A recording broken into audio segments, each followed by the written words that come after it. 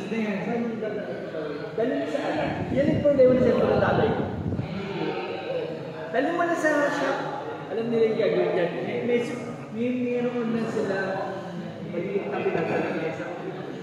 Sabi ko, hindi ko na chikas.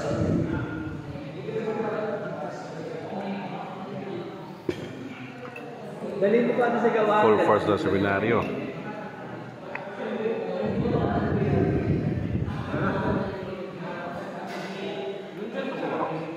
Sino? Wala na. May misa po, patay.